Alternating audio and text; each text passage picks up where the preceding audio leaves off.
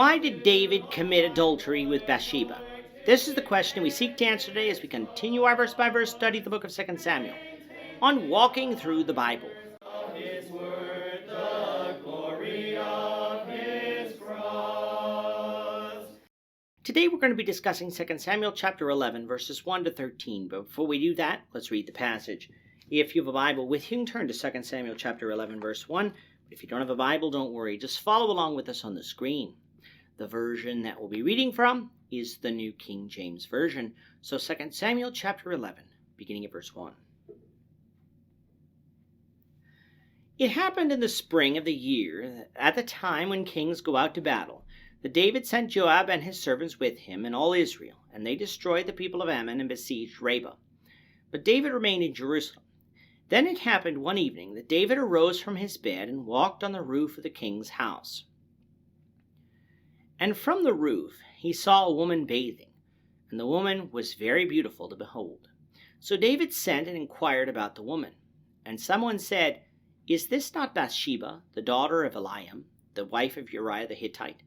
The David sent messengers and took her, and she came to him, and he lay with her, for she was cleansed from her impurity, and she returned to her house. And the woman conceived. So she sent and told David and said, "I am with child." Then David sent to Joab, saying, "Send me Uriah the Hittite." And Joab sent Uriah to David.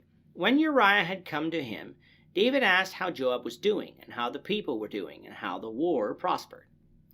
And David said to Uriah, "Go down to your house and wash your feet." So Uriah departed from the king's house, and a gift of food from the king followed him. But Uriah slept to the door of the king's house with all the servants of his lord, and did not go down to his house.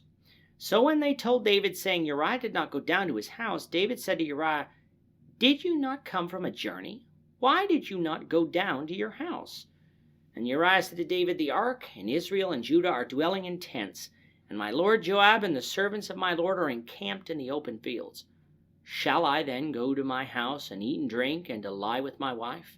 As you live and as your soul lives, I will not do this thing." Then David said to Uriah, "Wait here today also, and tomorrow I will let you depart." So Uriah remained in Jerusalem that day and the next. Now when David called him, he ate and drank before him, and he made him drunk. And at evening he went out to lie on his bed with the servants of his lord, but he did not go down to his house. It is important that we remember that the events here in chapter 11 directly connect with the events of chapter 10, though they take place at a different time. Remember that David and Israel had gone to battle with the Ammonites and defeated them, but they didn't conquer them to the extent of ruling over them. That will come at the end of chapter 12. What David had done by this point is go up and defeat the Syrians who helped the Ammonites, making them vassals or tributaries of David. This had the effect that the Syrians would no longer come and help the Ammonites in battle, an important point to remember for the next two chapters. Time has now shifted to the spring of the next year. This time of the year, when the temperatures are warmer, is typically the time when battles begin between warring nations. And in that time period, as we've seen thus far in our study of 1 Samuel, it was customary for the king to lead his nation into battle. Saul had done that in 1 Samuel, and we've already seen David do that here in 2 Samuel.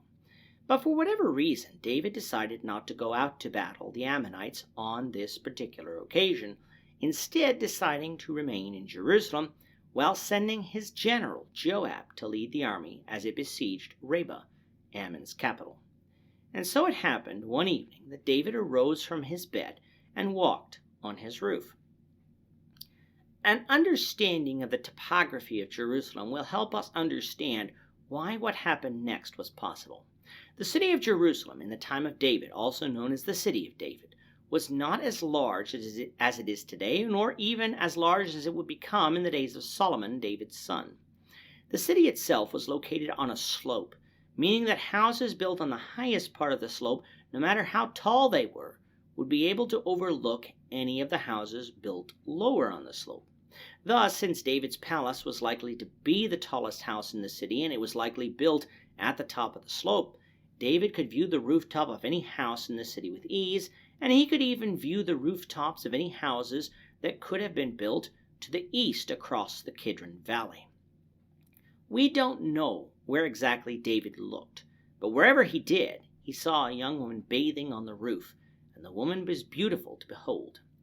In chapter 3, we learned that while David was reigning in Hebron, the number of wives he had was 7.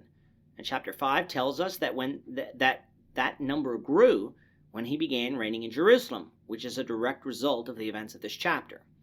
In this, we see then that David did have a moral failing, in that he couldn't seem to control his desire for women and his propensity to lust after them. Seeing this woman, how beautiful she was, he inquired of his servants about her. Now, why would he do this? Well, if she was a single woman, David most likely intended to bring her to himself and either make her another one of his wives or make her a concubine. David, though, found out that this woman was not single, for she was Bathsheba, the wife of Uriah the Hittite, a warrior in David's army. Hearing that she was married should have stopped David's inquiry right there, for it was not lawful to take another man's wife from him, no matter how beautiful she was. We know that David believed this because he called Michal, Saul's daughter, and his wife back to him after he became king, despite her being married to another man. But that's not what David did here. Instead, he used his position as king and called for Bathsheba anyway, and he committed adultery with her. With Bathsheba being Uriah's wife, though, she could not remain with David, so she bathed following the sexual encounter, following the commands of Leviticus 15:18 concerning uncleanness, and then she returned home. I find it interesting that there wasn't seemingly any concern about breaking Exodus 20:14 about not committing adultery, but one couldn't be ceremonially unclean under the law, so that part had to be followed. It just shows us man's inconsistency when it comes to parts of God's law that he values over others when he wants to commit sin. Some parts will be done while leaving other parts undone. But as is often the case of secret sin, it doesn't remain secret for long, for Bathsheba becomes pregnant with David's child and has to inform him of such. Now, seeing as how women don't generally know that they are pregnant for a few weeks, even up to a month after conception actually takes place, this shows us that a little more time has passed. Bathsheba has obviously not been intimate with another man except David during Uriah's absence, and so the only conclusion that she can draw is that the child in her womb is David's. But this presents a problem, for Leviticus 20 verse 10 says that a person found guilty of adultery, both the adulterer and the adulteress shall be put to death.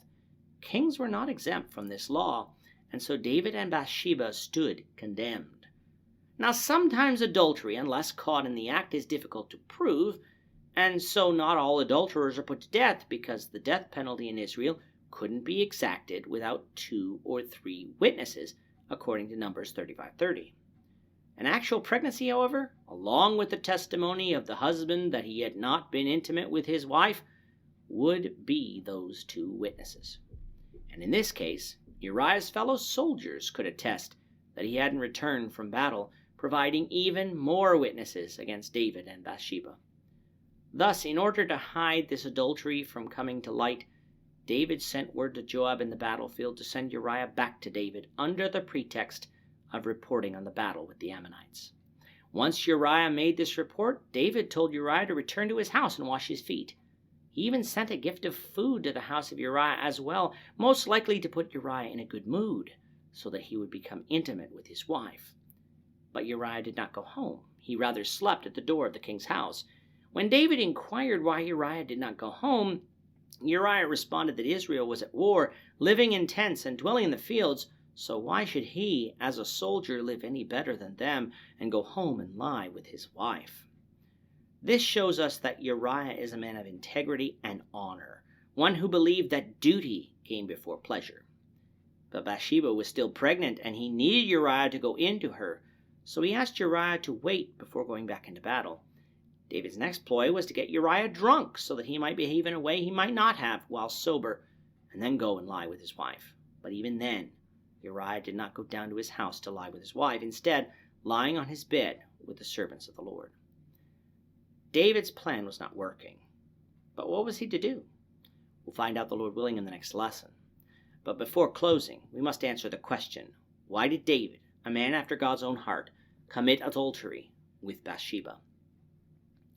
Many are quick to blame Bathsheba, for if she wouldn't have been careless in where or how she bathed, then this entire event wouldn't have happened. But to that I must ask the question, was Bathsheba bathing in public? No, she was in her own house. Now yes, perhaps she wasn't careful enough in ensuring she wasn't seen from the houses that towered over her, but being at home is a place where she was expecting privacy. And in reality, who among us, when alone, haven't walked around our own house in a state of undress? Should we draw our blinds when we do so? Yes, but home is a place that we expect privacy. But even if Bathsheba had taken more precautions, she is not the root cause of this sin, for the root cause lied with David. Had he been out with his army like he should have been, he wouldn't have been on the roof to see Bathsheba. Had he seen Bathsheba and then turned his head so not as to be tempted to lust after her, this would not have happened. After he had looked and inquired after her, if he would have respected the fact that she was married, this would not have happened. The root cause of this sin was with David and his lack of self-control, not the bathing Bathsheba. So often when it comes to sexual sins, it's easy to blame the woman. She was dressed too provocatively. She was flirty. She was beautiful. But men cannot be excused for their lust and their actions. Just because you see a beautiful woman, no matter how she is dressed or undressed, does not require us to lust after her and sin. We can, as men, exercise self-control, and we must if we are to walk in the paths of righteousness. The fault for David's sin with Bathsheba lay with David. Now, yes, Bathsheba is not entirely innocent here, for when summoned, she should have said no, even to the king. But it is hard to say no to a powerful man, and so while that doesn't excuse Bathsheba's sin, it does help explain why she didn't seemingly protest too much. When examining sinful behavior, let's not excuse the sin of characters we like, while condemning the sin of characters we don't. Let's call sin, sin, and hold all accountable, even ourselves, just as God will when it comes to David with his sin. With that, our time is up for today. The Lord willing, we hope you'll join us for tomorrow's discussion of 2 Samuel chapter 11, verses 14 to 27, as we continue our walk through the Bible, one verse at a time. Thank you for watching today's episode. We hope that you found it edifying and ask that you not only subscribe to our channel and podcast, but that you like and share this episode among your friends, so that the saving gospel of Jesus Christ can go out to the whole world.